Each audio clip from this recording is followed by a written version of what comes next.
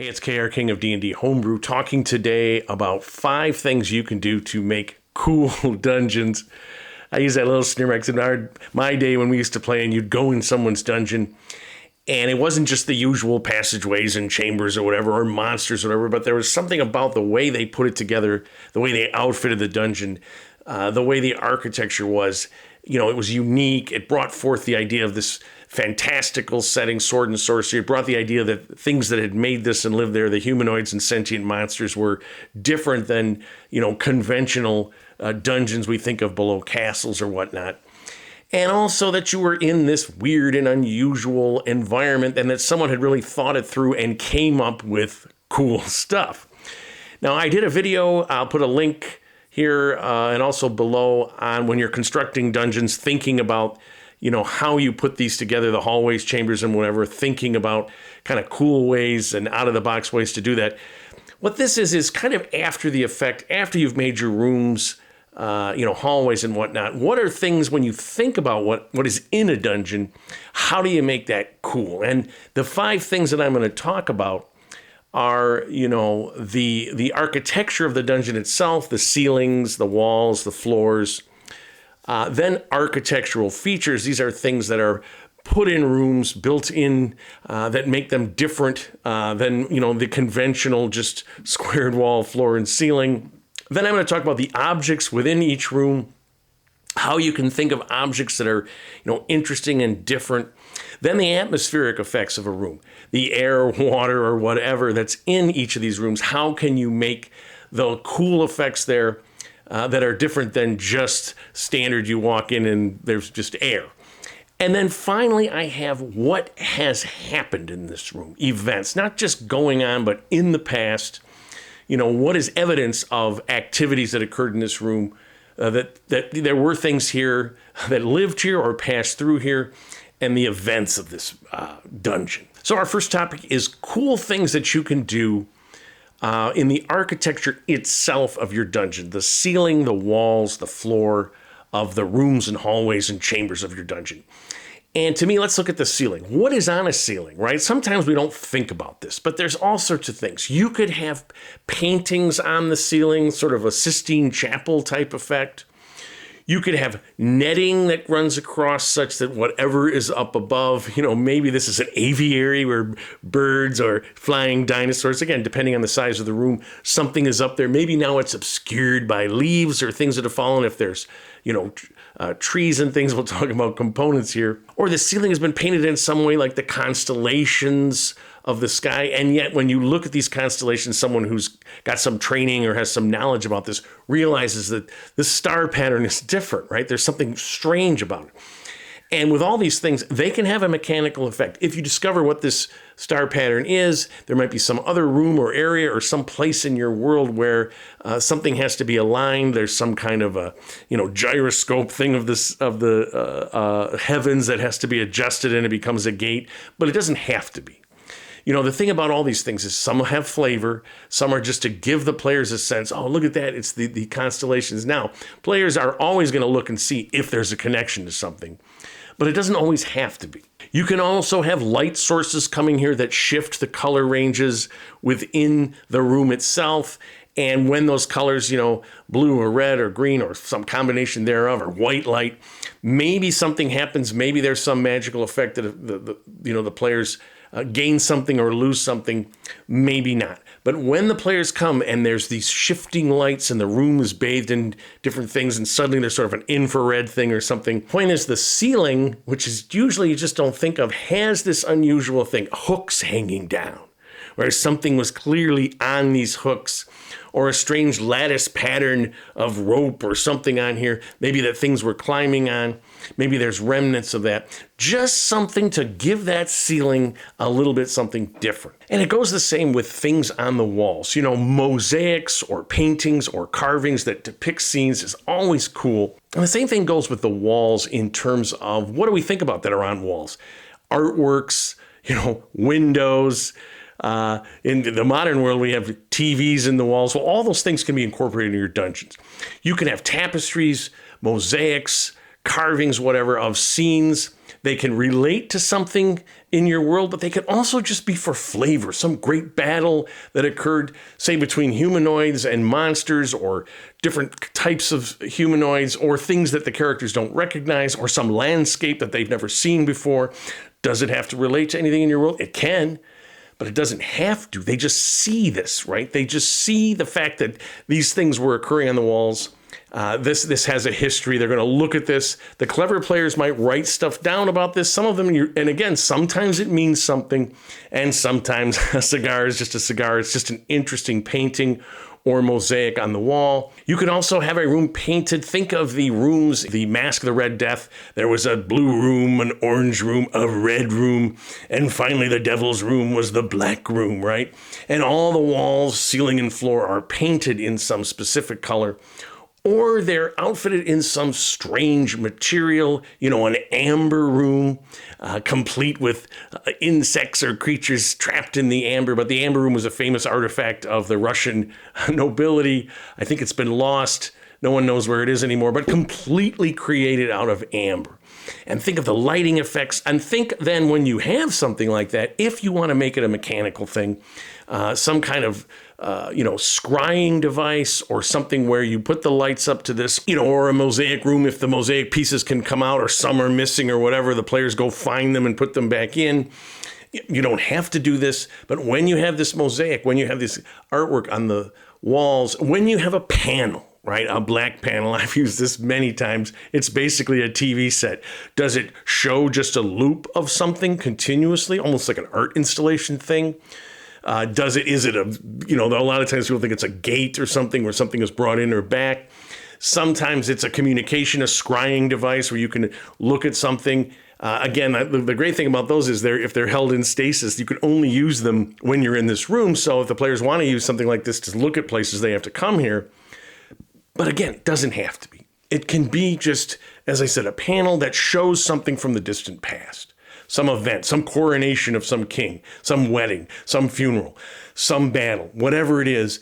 And you can really describe this, seriously, if you want to really get into it, if it has some relation to things that you're doing in your world, or just have it for flavor. But the idea of these panels and these room coverings and these artworks, because floors are classic spaces to put patterns on the floor. We think of sigils or teleport circles or protective circles, like demon worshippers, this side of thing would create things on the floor. This is a very common trope when you see horror movies and things. Anything drawn on the floor is going to get the player's attention, and it's an opportunity for you either to have something mechanical or flavor. But again, we don't think of the floor necessarily, and when you're making that description, putting that little extra thing in makes your dungeon cool. All right, next we have things that are in the room. And the thing about this is you do have some conventional, if you have, a barracks, people will have armor, maybe it's just all broken down or whatever, or if they have a mess hall where, they have tables and everything. And oftentimes these are abandoned long ago. It's a very common trope within dungeons. But what about other things? And what about the materials that these things are made of? So let's say like a throne in a room, right? The players come in and there's this giant throne. Well, right away, giant, you think, it must be giant creatures, but it could be some egomaniac king that wanted to sit there. But whatever the case, a throne always it's someone who's very significant that sat there. It's clearly a throne. And then what is it made of? Obviously you could just have stone or whatever, but, solid gold or solid silver. How about something strange like malachite, that greenish stone that is very strange? Or you could have things like it's, pure ivory, or, if you want to go adamantine or something like that. And is the throne built into the floor? Is it carved out of the rock? What does the throne look like? And of course, the temptation is to have players sit in the thrones. I've always used thrones. I like to have magic things that, once a day, if you sit in this throne, unless it's trapped, of course, you have to figure out how to turn it on, all sorts of things that go with a throne. But once a day you get, whether it's a cure, whether it's a scry, whether it's, information, something like that. The nice thing, if they're built into the structure itself, that they can't be moved or whatever, but the players or whoever could use this once in a while. And what other objects are in this room? So you have this mess hall. What do the plates, the plates have something on them that depicts some event? Were these plates, and are they, most of them smashed, and maybe there's pieces that can be put together? And if the players look around, they realize, we could put some of these plates together and there is information. There is some saying, there is some name, something like that. Think about what the purpose of this room. If you have the armory, is there something, now again, if it's going to be magic and the players have detect magic, they're just going to say, oh, there's a magical sharpening wheel. Okay, there you go. So this is why the flavor, this is the cool effect, is something where it's such that it relates to some storyline or relates to something that you are going to want to have the players know about. And it's just in the room, they see this, they see these plates. Because when you have items like this, when you have things in a room, people lived there, people use this room, and it relates to something or adds flavor to the fact that this was where they lived. A child's nursery. Now, a child's nursery in a dungeon, you think, ooh, who would live there? Because in reality, nobody wants to. But in a D&D world, people do live in dungeons, or they have underground cities that people lived in for defense. So you would have a nursery. You would have little baby rattles, right? And I guarantee if you find a little rattle in a room, the player's going to go, what is that? Or clearly a doll. Dolls are always creepy in the D&D world. I don't know why. But, and it doesn't have to be magic. And if the players pick up this doll, and then months later they come across some family or some situation or some king and his princess, and they say, oh, here's a doll we found. It could be an interesting gift. It could be something to break the ice or whatever. And because you just put this in here and had it there, the player picks it up. If they're clever, they might think of some way to do it. But if not, it's just a cool thing in a dungeon, an object in a dungeon that gives it flavor. Another thing, I used to love the hookah in the center of the room. And then you've got the ottoman couches all around it. Maybe you've got some tobacco there. Again, the players are going to go, is the tobacco magic? Do I pour it into the hookah and start, do I see visions of something? You can do that, certainly. It's an interesting way to create an idea of visions or clues or one-word answers or questions. But it can also just be for flavor.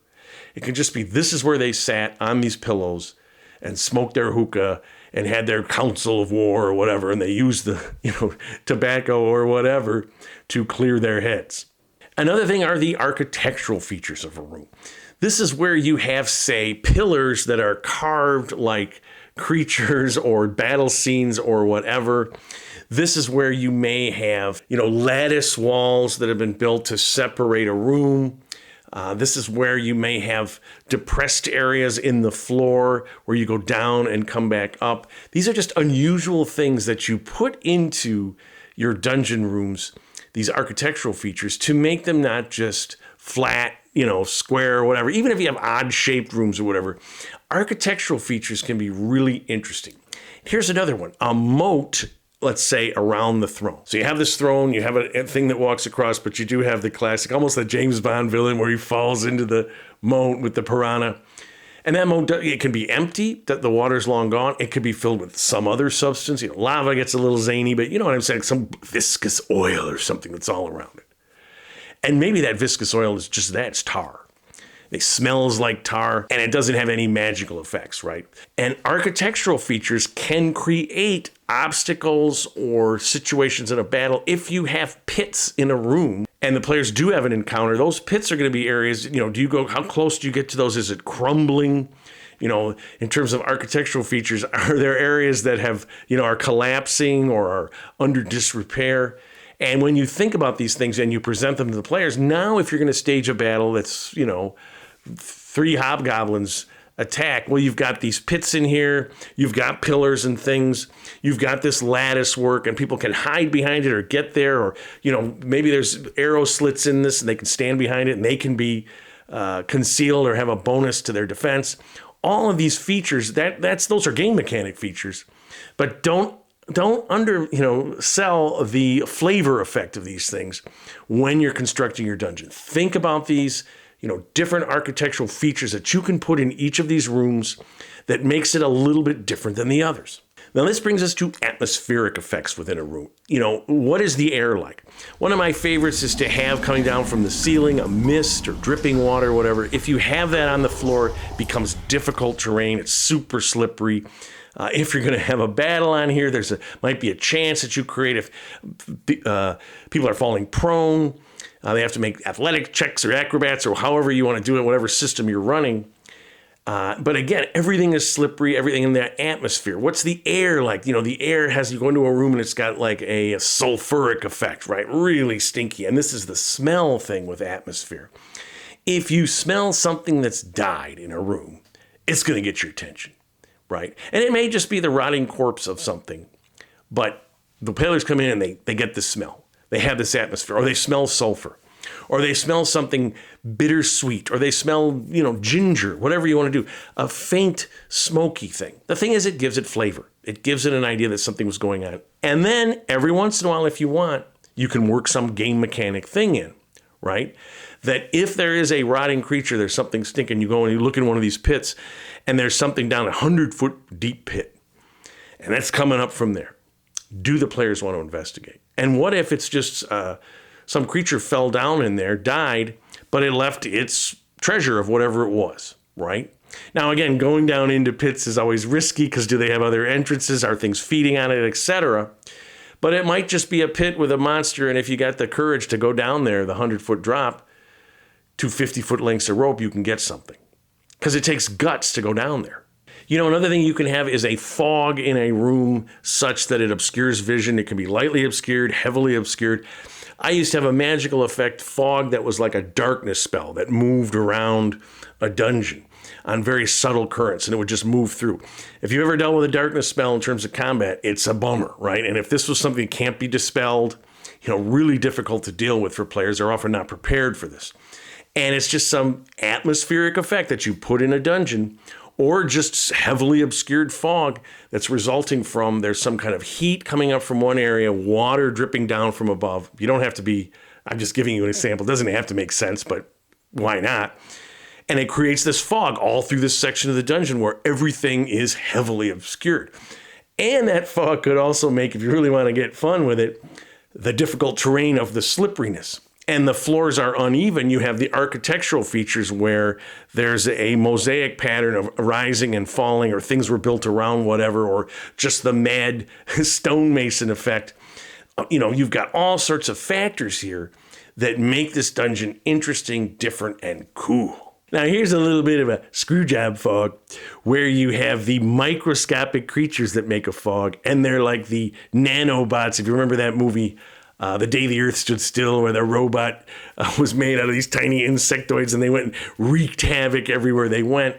You could certainly have that. Swarms can be difficult, right? Because if you don't have AoE effects, they're not very effective when you're trying to pierce them or, slice them. And again, this is a fog. It's totally consuming. It's covering a whole area. If you want to get through there, you've got to figure out a way to either blast it or get rid of it.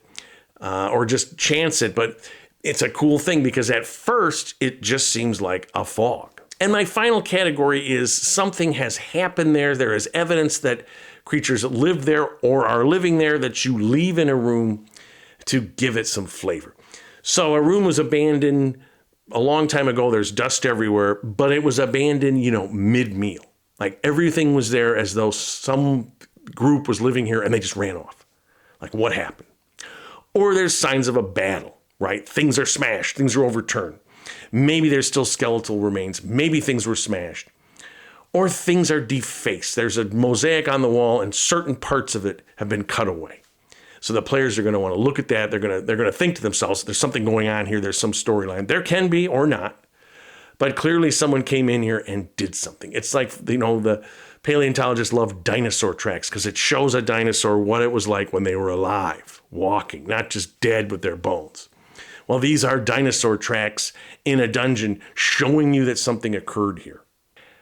Everything has been dematerialized in a dungeon, right? Disintegrated. And you just see the remnants of furniture, of bodies, of whatever that was in this room. And it's like, and then, there's a big mural on the wall, or there's a screen on the wall with some knobs there. Do you want to start playing with that when you see around you evidence of disintegration? Dust trails that lead from some area, some strange matter that's on the floor that leads somewhere, obviously footprints, things like that. Another classic is evidence of bad teleportation. You've got a skeleton halfway in the floor with its, in agony, or hanging from the ceiling, or an arm, a skeletal arm coming out of the wall. And this is some kind of sigil chamber and something went wrong. And those who teleported here teleported into solid matter. And there again is the screen. You want to use it? You know, another one is graffiti that was written on a wall or things carved in. This is classic for, jail cells and things, but this can be anywhere. In the child's nursery, the little child's handwriting has written something on the walls, a remnant of something that happened there. Someone was there and they left this. They left this clue or something, whether it's flavor, whether it's something relating with storyline. Something lived here and something left remnants of what its activities were. And these are the sort of things that you forget about when you're just building it and you're just thinking, okay, put this monster here, that's trapped there, this puzzle over here. Well, add these flavor items. So hopefully that's helpful to you. 5 things you can do to make your dungeon cool. I'd love to hear from you about, things you've done to make your dungeons cool. If you don't want to subscribe, please do that. Most importantly, keep playing an RPG game, whichever one you choose, and tell somebody else about it.